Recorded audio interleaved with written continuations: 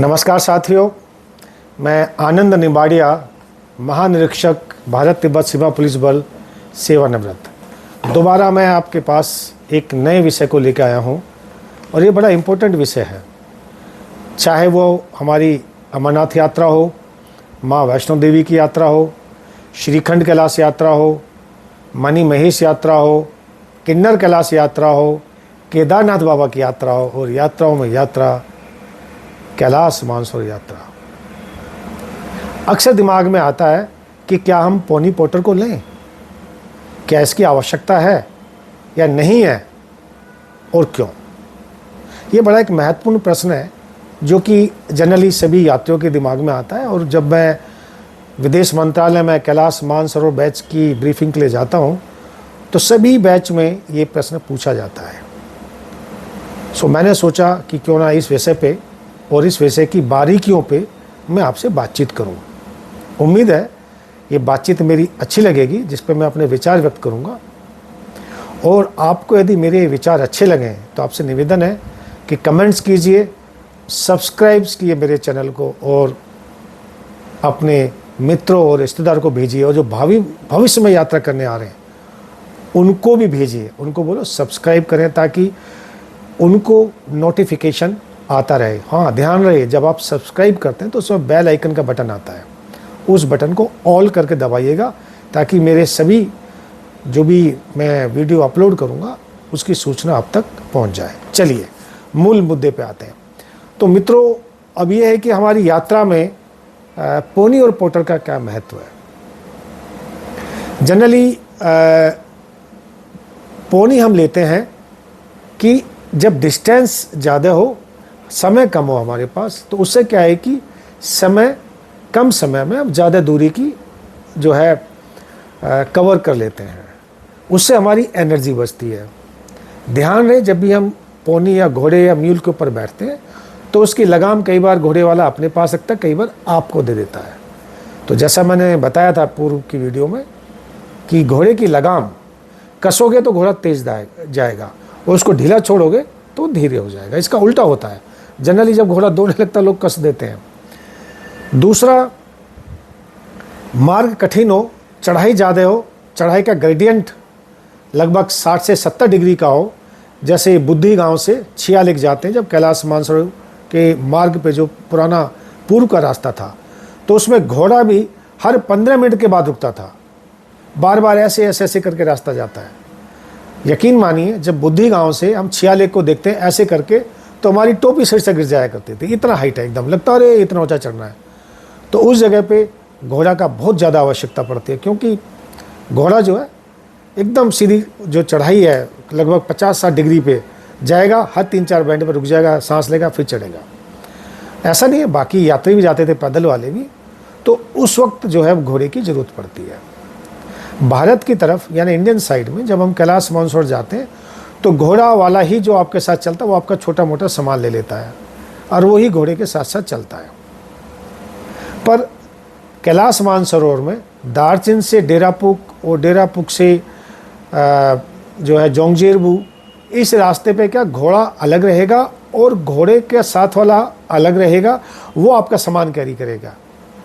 और कई बार हम सोचते हैं कि हम घोड़े पे बैठ के अपना सामान कैरी कर लेंगे, वो नहीं करने देते हैं।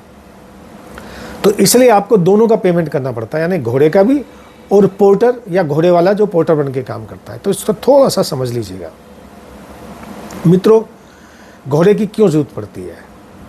हम पहाड़ों पर जाते हैं, हम बहुत फिजिकली फिट है, कोई दिक्कत नहीं है। जाते जाते क्या हुआ, पैर में मोच आ गई, तो क्या करेंगे आप। जाहिर है आप अपने सहयात्रियों के लिए प्रॉब्लम क्रिएट करेंगे और वहाँ तो एकदम घोड़ा प्रकट हो नहीं सकता। यदि किसी गांव वाले का या कोई घास चरने वाला घोड़ा आपके भाग्य से मिल जाए तो उसका रेट इतना ज़्यादा होगा कि आप अफोर्ड नहीं कर सकते, वो मुँह मांगे पैसे मांगेगा। तो निर्णय आपको लेना है। पहाड़ों का रास्ता होता है, कई बार क्या होता है कि उसमें बीमार पड़ सकते हैं आपको बुखार सकता है, आपने पानी पी लिया झरनों का जो नहीं पीना चाहिए, आपको डिसेंट्री भी लग सकती है। मैं ये नहीं कह रहा कि पहाड़ का हर झरने का पानी खराब होता है, पानी कई अच्छा भी होता है, पर इसका मतलब नहीं कि हर झरने का पानी अच्छा होता है। क्योंकि भेड़ बकरी ऊपर चढ़ती रहती हैं तो उनका मल मूत्र उन झरनों में मिलकर आता है, वो दूषित हो जाता है।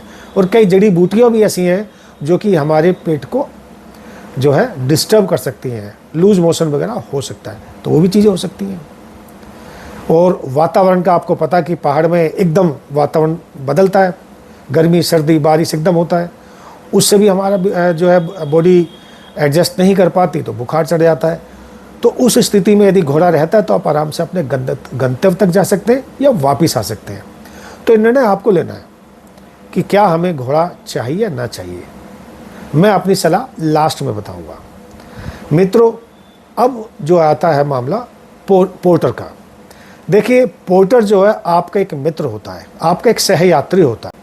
वो आपका सामान तो लेता ही है, लेकिन साथ के साथ आपके जीवन की रक्षा भी करता है। कई बार क्या होता है कि छोटे छोटे वाटर बॉडीज़ हैं, 2 फुट का 3 फीट का आपको जंप लगाना है और आपको अभ्यस्त नहीं, कोई पानी बहुत तेज़ है, तो वो पोर्टर आपको बीच में खड़ा होकर आपको हाथ पकड़ के आपको उस पानी से जंप लगवाएगा।